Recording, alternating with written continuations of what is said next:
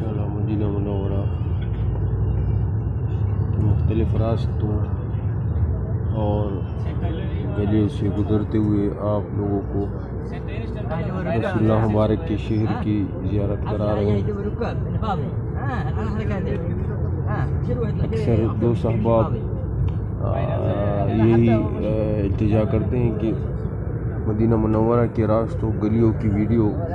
وہ آپ اپلوڈ کریں تاکہ ہم بھی حضور علیہ الصلوۃ والسلام کے اس شہر، ان کے راستوں، ان کی گلیوں اور ان کی شاہراہوں کو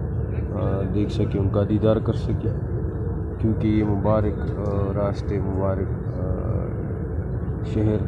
جس میں حضور علیہ الصلوۃ والسلام نے زندگی کے شب و روز گزارے اور جس میں ملائکہ کا نزول ہوتا تھا، رسول اللہ مبارک کے صحابہ اور اپنے شب و روز ان راستوں، گلیوں، کوچوں میں وہ گزارتے تھے۔ تو یہ اللہ جل جلالہ ہر مسلمان کو اس مبارک شہر کی زیارت نصیب فرمائے، اور یہ الحمدللہ بہت برکت اور فضیلت کی بات ہے۔ اللہ تبارک و تعالیٰ نے جس کو بھی مدینہ منورہ کی زیارت نصیب فرمائی تو بڑی بات ہے، کیونکہ حضور علیہ الصلوۃ والسلام فرماتے من زار قبری، جس نے میرے قبر کی زیارت کی تو اس کے لیے میری شفاعت واجب ہو گئی۔ تو یہ الحمدللہ بہت بڑی بات ہوتی ہے۔ اور مدینہ منورہ تو وہ شہر ہے جس میں صحابہ کرام موت کی تمنا کرتے تھے۔ حضرت عمر بن خطاب رضی اللہ تعالیٰ عنہ، یہ سامنے بالکل آپ دیکھ رہے ہیں احد کا پہاڑ، یہ وہ پہاڑ ہے جس کے متعلق رسول اللہ مبارک فرماتے تھے کہ مجھے اس سے محبت ہے اور احد پہاڑ کو مجھ سے محبت ہے۔ تو یہ وہ پہاڑ ہے جس پر رسول اللہ مبارک اکثر جاتے تھے۔ حضرت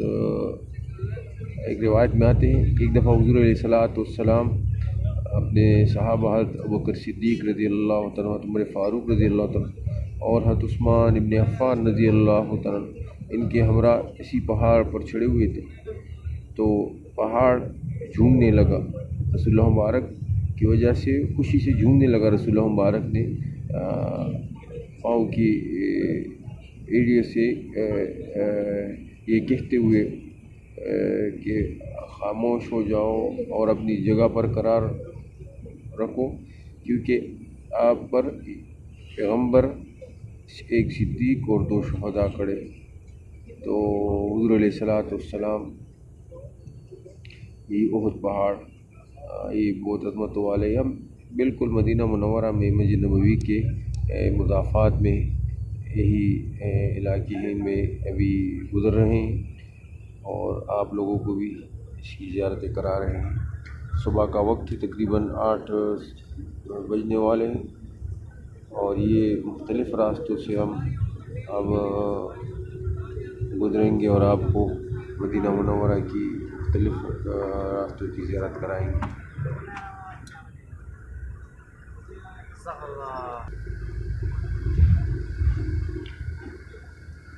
یہ مدینہ منورہ مختلف راستے، مختلف پہاڑ، سبحان اللہ، ماشاءاللہ، یہ وہ مقامات ہیں جہاں پر رسول اللہ مبارک اپنے صحابہ کے ہمراہ ہی پر شب و روز گزارتے تھے، اسی شہر میں، انہی مقامات پر وہ گزرتے تھے، بیٹھتے تھے، چلتے پھرتے تھے۔